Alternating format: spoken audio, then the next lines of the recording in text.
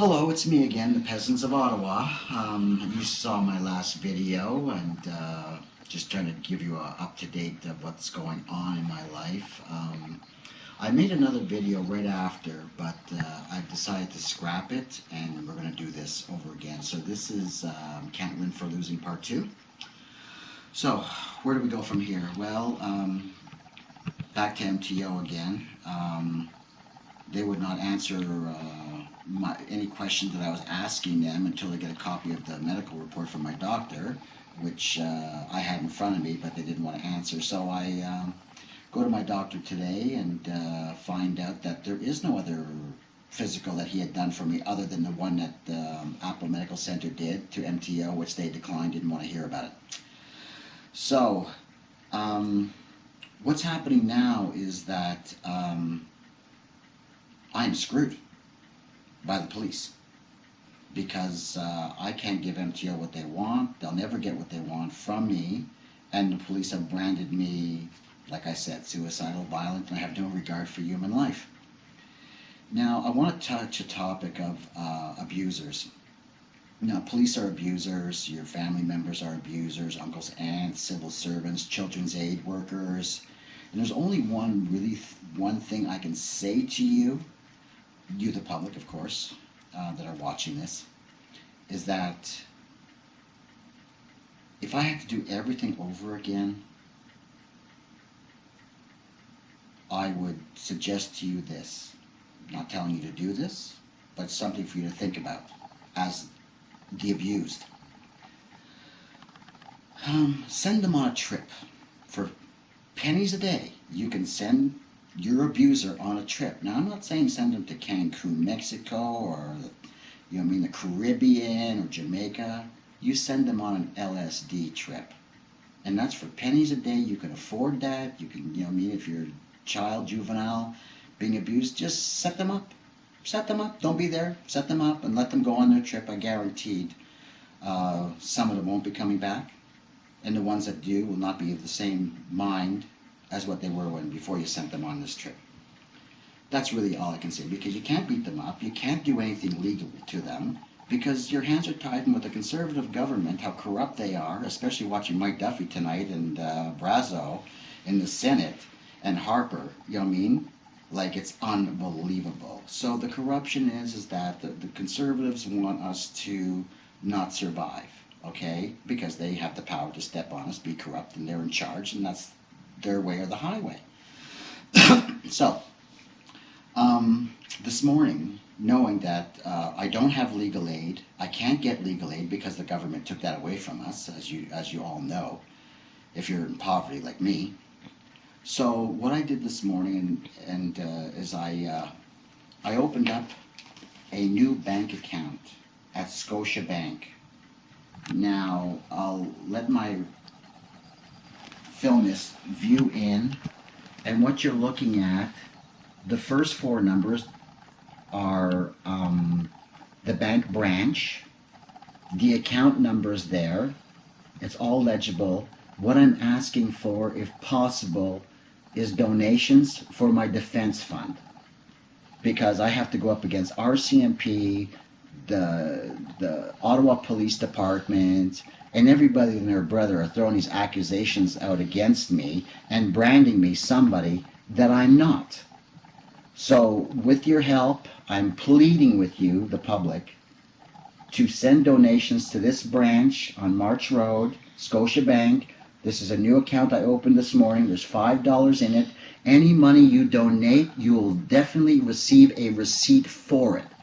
It's only being used as for the purpose of defending me and clearing my name once and for all, because I've got a long way to go for the rest of my life. I'm 54, and I can't have this hanging over my head for the rest of my life because the police want to say this about me. So let's read this out loud. The number for the branch transit number is 48116. And that's the bank and transit number.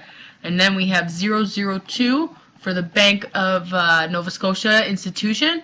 And then we have number 0055123 as the MCH number? Yeah, it's my account number. Okay, that's his account number there. So There, I just wanted to say that. Thank you. This is the documents, just so we can see. This is all legitimate. I need your help. Now, you may say, oh, well, you know, he's just another loser guy. Well, I'm not a loser guy, okay? I invested 20 years of my life dedicated to my daughter to make sure she grew up healthy, wealthy, and wise. I can't help with the wealthy part. She'll have to take care of that. But stupid she is not. I'm also concerned about something else, which really affects me. I was told not to say this, but... Well, then, don't say it.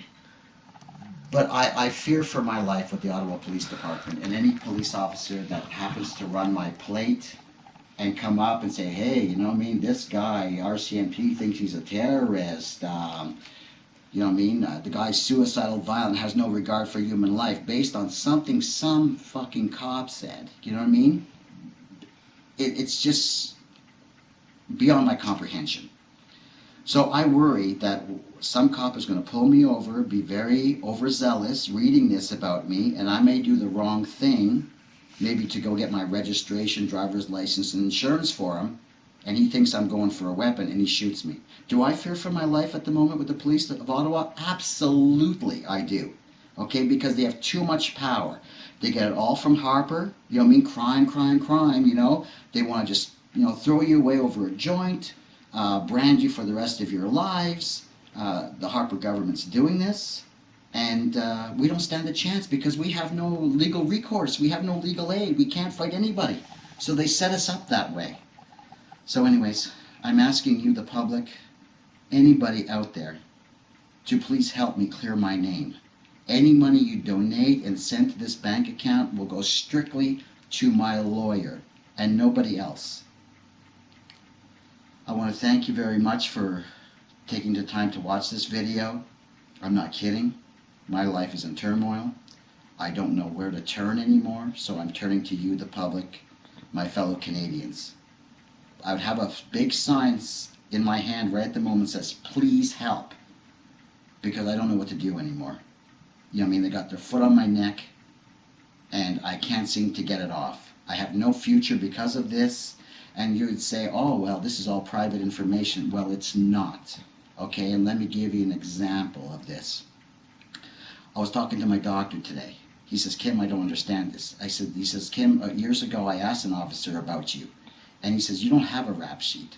But yet the RCMP think I'm a terrorist, I'm a gun runner, I'm a drug dealer, you know what I mean? And then all the host of other things that have happened because of these false allegations. Children's Aid trying to take Melanie away from me on false allegations. The cops raiding me over a drunken phone call by an alcoholic.